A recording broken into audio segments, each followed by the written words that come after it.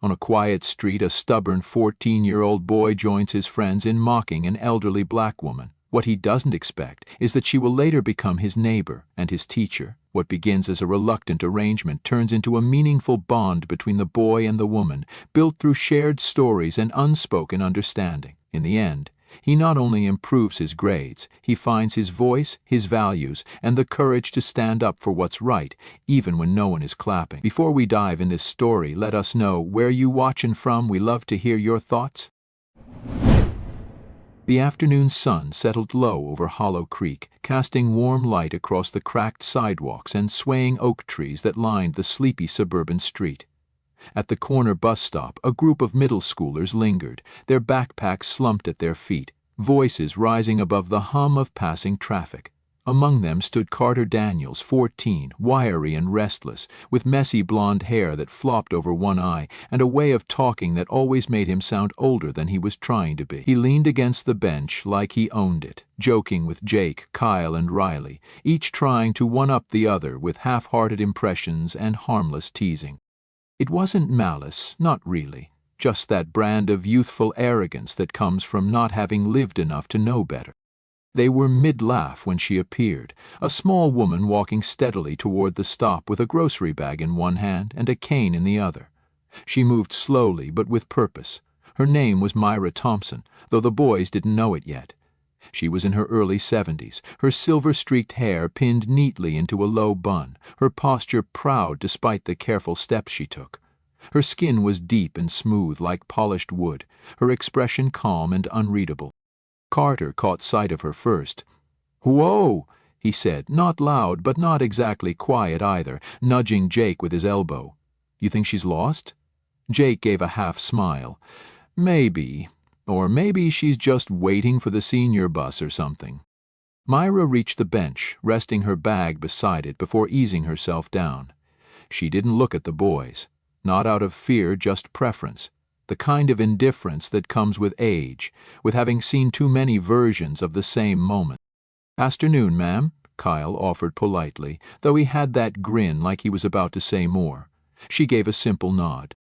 But Carter, unable to let the moment pass, added in a slightly exaggerated tone, "You sure this is the right place? There's a senior center 2 blocks down. They've got better benches and I think pudding on Thursdays." Riley chuckled under his breath. "Carter," he said softly, trying to signal him to chill. Myra turned to face Carter now. Her eyes were sharp, but not angry.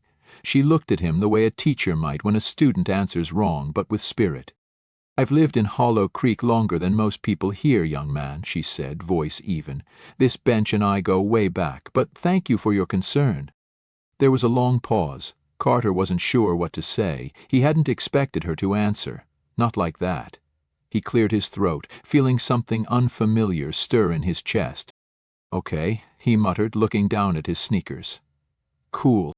She stood a moment later, picking up her groceries again with a quiet strength that none of them commented on. As she walked off down the street, none of the boys said anything for a while. Carter watched her go, brow furrowed. He didn't know why, but something about the way she looked at him, not with anger, not even disappointment, just clarity, left a mark. He didn't know her name. He didn't think he'd ever see her again. He would. And next time she wouldn't just be the woman with the cane at the bus stop. The move to the new neighborhood happened faster than Carter expected. 1 week after school let out for spring break, his mom, Elaine Daniels, had signed the lease, packed their apartment into cardboard boxes, and hauled them across town to the quieter side of Hollow Creek, a neighborhood she claimed would be better for both of us. Carter wasn't so sure.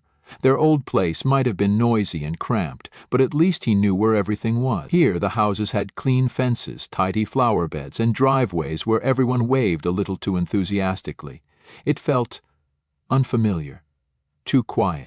On their second afternoon in the new house, with sunlight spilling through the half-unpacked living room windows, Elaine wiped her hands on her jeans, turned to Carter and said, "Come on, we're going next door to say hello." Carter, still grumpy from moving boxes and having to leave his friends behind, groaned. "Why, can't we just not?" Elaine narrowed her eyes. "Because it's polite? And maybe, just maybe, you'll learn something from someone who's lived a little longer than you?" They stepped out together, walking the short path to the neighboring house, a modest two-story with deep brown siding and wind chimes that jingled softly on the porch. Elaine knocked twice. The door opened, and there she was. Myra Thompson. Carter blinked. He recognized her instantly, the same woman from the bus stop. Her posture, her steady gaze, her salt and pepper bun. His stomach twisted, a flush of shame rushing up his neck. But if Myra recognized him, she gave no sign. She smiled. "Well, hello," she said warmly, her voice strong yet kind. "You must be the new neighbors." Elaine stepped forward, extending a hand. "Hi, I'm Elaine Daniels. This is my son, Carter. We just moved in next door and wanted to introduce ourselves properly." Myra nodded, shaking Elaine's hand. "I'm Myra Thompson. It's a pleasure to meet you both. Please, come in." Carter hesitated on the porch, eyes darting nervously, but his mother gave him a firm nudge and he followed her inside. The house was cozy, filled with a quiet kind of elegance. Bookshelves lined the walls, family photos sat neatly on end tables, and a faint smell of cinnamon and lavender lingered in the air. It felt lived in, like every object had a story. "I was just about to put on some tea," Myra said. "Would you like a cup?" Elaine smiled. "We'd love to, thank you." Carter sat stiffly at the edge of the floral-patterned sofa, unsure of where to put his hands. Myra returned moments later with a tray. 2 cups of tea and a plate of shortbread cookies. Elaine took hers gratefully, but Carter simply nodded a quiet thanks, avoiding eye contact. Conversation flowed easily between the two women. Myra asked about the move, about Elaine's job, a night shift nurse at Hollow Creek General, and about Carter's school. When Elaine mentioned that he'd be attending Woodrow Academy, Myra's eyebrows lifted. "Oh, I used to teach just around the corner at Glenview Middle. Taught English there for 32 years. "Really?" Elaine said. "That's incredible. Carter's been having a bit of trouble in English, actually." "Mom," Carter began, groaning. Elaine ignored him. "I'm usually at the hospital in the evenings, and I just haven't had time to help him the way he needs." Myra looked at Carter with a soft, knowing expression. "It can be a difficult subject for some, especially when you've got a lot on your mind." Elaine leaned forward, hopeful. "You don't happen to do any tutoring, do you?" Carter shot his mom a desperate look. "She just met us, can you not—" Myra let out a quiet chuckle. "It's no trouble. I've got more books in this house than I know what to do with. If Carter wouldn't mind helping me with a few chores now and then, nothing too heavy, I'd be happy to work with him a little. Could be good for both of us." Elaine lit up. "That would be amazing, thank you, really."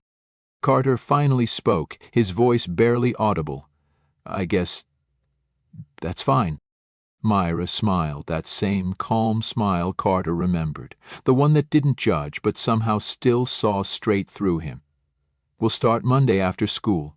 And Carter," she added as they stood to leave, "I have a feeling you've got more in you than you think." As they walked back across the lawn, Carter kept his head down, silent. He didn't know what was worse, that he'd insulted a woman who turned out to be his neighbor, or that she hadn't said a single word about it. Either way, he knew one thing for sure. This wasn't going to be just another boring spring. Monday afternoon arrived with a sluggishness that made Carter wish the weekend had never ended. He dragged his feet down the walkway leading to Myra Thompson's front door, a slow shuffle that matched the dread curling tight in his stomach. His mother had already left for her shift at the hospital, but not before reminding him twice to be polite, to listen, and to try for once not to act like you've got the world all figured out. Carter didn't knock. He barely tapped the door once before it opened, as if Myra had been waiting. She stepped aside without a word, letting him in like it was already his routine. Her house smelled the same, cinnamon and something older, like old paper or time itself, and Carter found it oddly comforting, though he'd never admit it. "Dining room," she said simply, leading the way, with her cane tapping gently against the hardwood. "Bring your bag." Carter sat where she pointed, the long oak table cleared of everything except a thick notepad, 2 sharpened pencils, and a glass of lemonade he hadn't asked for.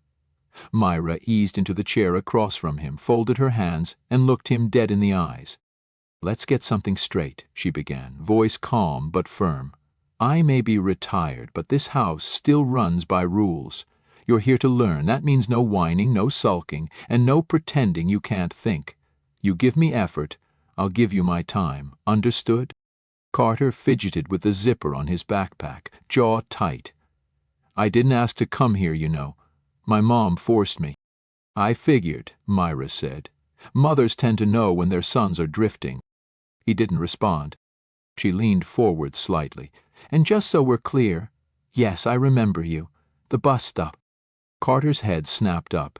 His cheeks flushed, every excuse he'd been preparing crumbling before he could say a word.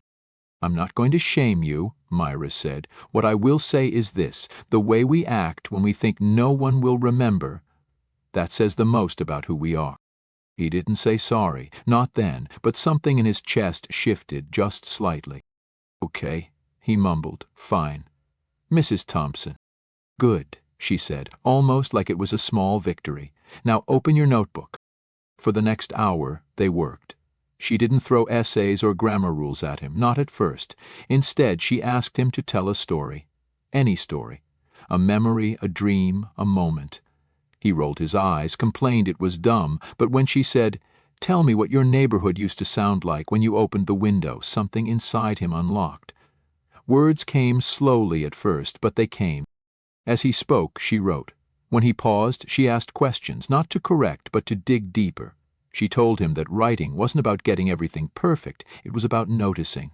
Noticing details, feelings, people, and then, as if sensing he needed more, she stood, walked to a tall wooden cabinet in the corner and pulled out a thin plastic sleeve. Inside was a comic book, worn but pristine, with bright colors and bold letters across the top.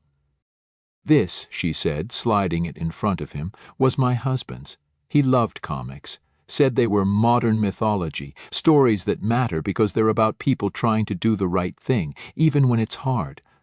Carter picked it up carefully, wide-eyed. "This is an original." "Yes," she nodded. "And if you're going to keep coming here, I expect you to read it. Then write about it. Not a summary. Your reaction. What it makes you feel, think. What it reminds you of. Writing isn't just about books teachers force you to read. It's about what moves you." Carter flipped to the first page, scanning the illustrations. Something about the hero's face caught him. Not the muscles or the costume, but the eyes. There was something human in them. "I didn't know people still had these," he murmured. "Oh, there are boxes full upstairs," Myra said, almost amused. "Harold collected them since he was your age. I never saw the appeal, but he'd sit for hours just reading like the world outside could wait." He kept reading. Slowly, carefully, not because she told him to, but because for the first time in a while he wanted to. When the hour ended, he stood to leave. "Do I gotta carry anything upstairs or whatever?" She chuckled. "Not today. But maybe next time. Lift with your knees, not your back." He paused at the door. "Thanks. For the comic, and stuff." She nodded once, not pushing for more. "See you Friday. Bring your thoughts, not just your attitude." As he walked home, comic clutched under his arm, Carter realized something odd. He didn't feel like he'd been tutored. He felt like someone had finally asked him to be present, and somehow that felt harder and more important than any essay he'd ever written. Friday came faster than Carter expected.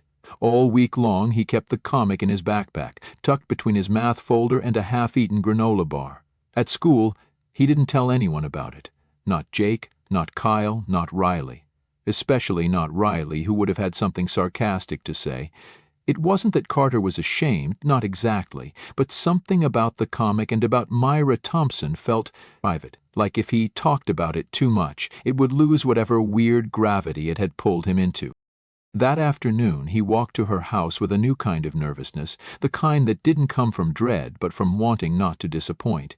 He had written something, not much, just a page and a half, but it was more honest than anything he'd handed in at school. He even reread it 3 times, fixing parts he didn't like, which was a first. When Myra opened the door, she gave him a small smile. "Right on time," she said, stepping aside. Carter followed her in, holding his paper like it might crumble if he gripped it any tighter. They sat at the dining table again, same setup, notepad, pencils, lemonade. She didn't ask for the paper right away. Instead, she gestured for him to talk. "So?" she asked. "What did you think?" Carter hesitated, then shrugged. "It was different. I mean, I didn't think I'd like it. Comics always seemed kind of lame, like for little kids or whatever, but it wasn't like that." He shook his head.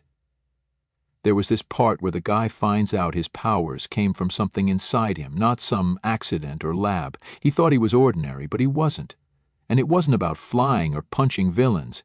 It was more like he finally saw who he was." Myra nodded slowly. "And what did that make you feel?" Carter looked down. "Like, maybe I don't really know who I am yet." A pause. Myra reached out, palm up. Carter handed her the paper. She read in silence, her eyes scanning the page with the kind of attention that made Carter feel exposed, like he was being X-rayed, but not in a bad way. When she finished, she set it down carefully and folded her hands. "You've got a voice, Carter. It's raw, but it's honest. You notice things most kids don't, and you know how to say them without sounding like you're trying too hard. That's rare." Carter blinked. "You're not just saying that."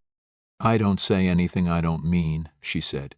"You want to write better? Keep paying attention to people, to how they speak, what they hide, what they don't say."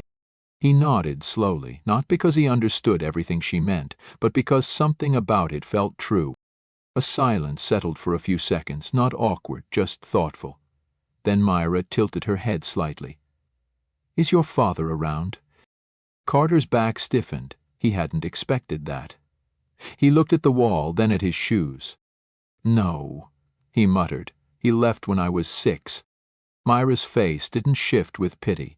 She just waited. "He doesn't call, doesn't visit, just gone." Myra said nothing for a moment. Then, "Loss doesn't always come with funerals, you know. Sometimes it's just a quiet absence that fills up a room." Carter swallowed hard. "I used to think he left because of me," he admitted, "like I wasn't good enough or something." "You were a child," she said gently. "That wasn't yours to carry, but the way you feel now? That's yours, and it deserves space. In your writing especially." They didn't speak for a while after that. Myra stood and walked to her cabinet again, pulling out a new comic, older, even more worn than the first. She handed it to him with both hands. "This one," she said, "was Harold's favorite. He read it so many times the pages almost fell apart. Be careful with it." Carter took it like a relic. "Can I really?"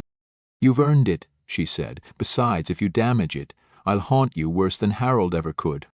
He laughed, really laughed, and Myra smiled, wide and proud. "Now," she said, settling back into her seat, "next time I want 2 pages. And don't just tell me what happens. Tell me what it made you feel, even if it made you mad or confused. The point isn't to agree with the story, it's to be in conversation with it."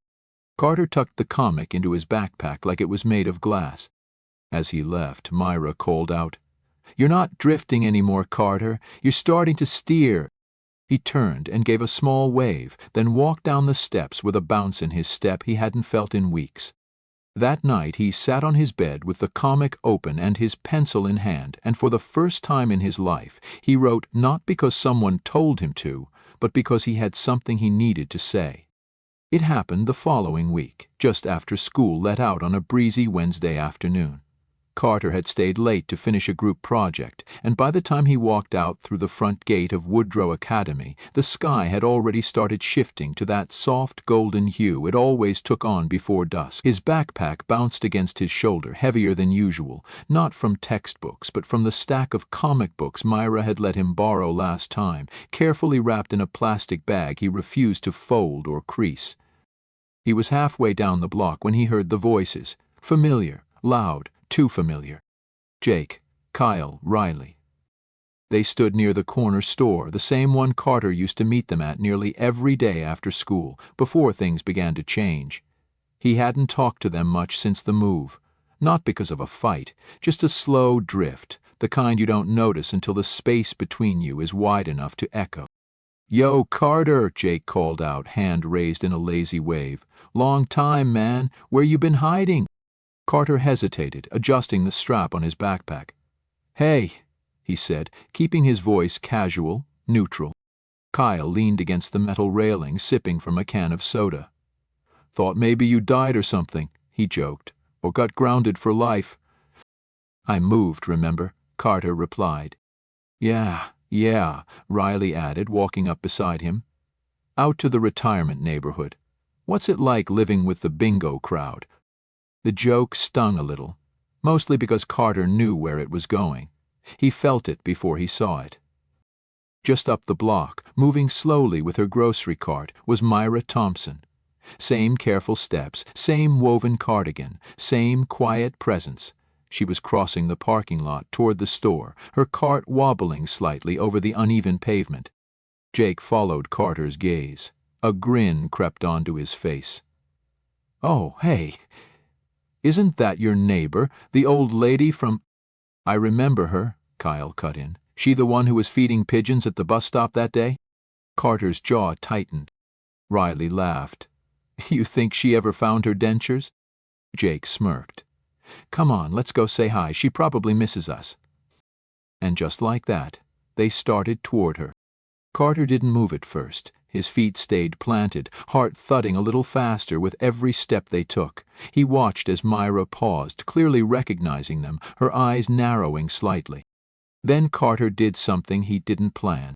He stepped forward, walked right past his friends, moved quickly but steadily until he reached her side. "Hey, Miss Thompson," he said, loud enough for them to hear. "Need a hand with that cart?" Myra's expression softened. "Well, thank you, Carter. That'd be lovely." He gripped the handle gently and began steering it toward the entrance of the store. Behind him, silence. Then, a muffled laugh. "What, you her butler now?" Jake called. Carter turned his head just enough to make eye contact. "She's my friend," he said flatly. "She's worth more than any of you ever bothered to find out." Kyle blinked. Riley looked down. Jake muttered something Carter didn't catch. Then they walked off, their energy deflating like balloons with slow leaks. Inside the store, Myra gave him a glance that said more than words. "You didn't have to do that," she said quietly. "Yeah," Carter replied, pushing the cart forward. "I kind of did." They didn't talk much while shopping, just enough to fill the air, which brand of tea, whether bananas were too ripe, while the cereal boxes now looked like cartoons were screaming. Outside, after the bags were loaded, Myra turned to him. "That took courage, you know, real courage, the kind that doesn't get clapped for." "I didn't do it for that," Carter said. I didn't want them talking about you like that, like you're some joke." She studied him, and then in a rare moment placed her hand lightly on his shoulder. "You're starting to see the lines, Carter. Between what's easy and what's right, and choosing the hard thing, that's the real kind of growing up." He nodded, blinking against the afternoon light. They walked the rest of the way home in a kind of silence that felt earned, not awkward, not tense, just shared, like two people who understood the value of stillness and what it meant when someone chose to walk beside you. He and Olivia, it was as if only the few had stepped on land. The next week brought a quiet kind of change. Carter kept going to Myra's house every Monday and Friday, his steps a little quicker now, his notebook a little fuller. He still complained sometimes, still dragged his feet with certain assignments, but the words came easier. They weren't perfect, but they were honest, and Myra always seemed to see the value in that. One afternoon, Elaine came home early and found Carter at the kitchen table, writing. Not gaming, not scrolling, just writing. She watched him for a moment before speaking. "You've been writing a lot lately." "It's for Miss Thompson," he said without looking up. "She told me to write about something I'd never said out loud." He paused, then added, "It's about Dad." Elaine softened, moved by the way he said it, like it was fragile. "That's brave," she said. Carter just nodded. That Friday he handed Myra the folded pages. She read quietly while he sat across from her, fidgeting with a pencil. The story spoke of loss, guilt, waiting for footsteps that never came, and finally, how someone unexpected, An older neighbor with comics and patience helped him see silence in a new way. When she finished, she looked at him gently. "You told the truth," she said. "That's the hardest thing to do." Later, she took him upstairs to show him Harold's comic collection, boxes and boxes of stories, carefully kept. Carter looked through them like sacred objects, each panel a new world. "These were his treasures," Myra said. "He believed stories could save people, even if just for a little while." As Carter left that evening, Myra called after him, "You're just now turning the page." And for the first time in a long while, Carter believed her. The weeks rolled on, and spring gave way to summer.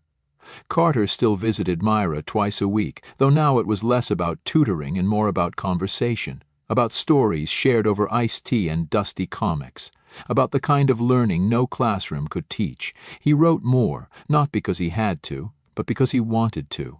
Short stories, journal pages, poems he never showed anyone but her. Myra read them all, offering not corrections but questions, always nudging him deeper, never letting him settle for easy.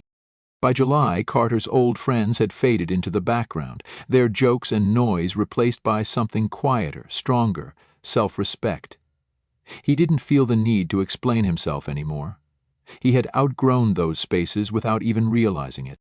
One evening, just before sunset, Myra handed him a thin, worn envelope. Inside was one of Harold's favorite comics, a limited edition she'd never let anyone borrow. Her handwriting on the flap read, "For the kid who learned how to listen." Carter looked up, stunned. "I can't take this." "Yes, you can," she said, "because you understand what it means now."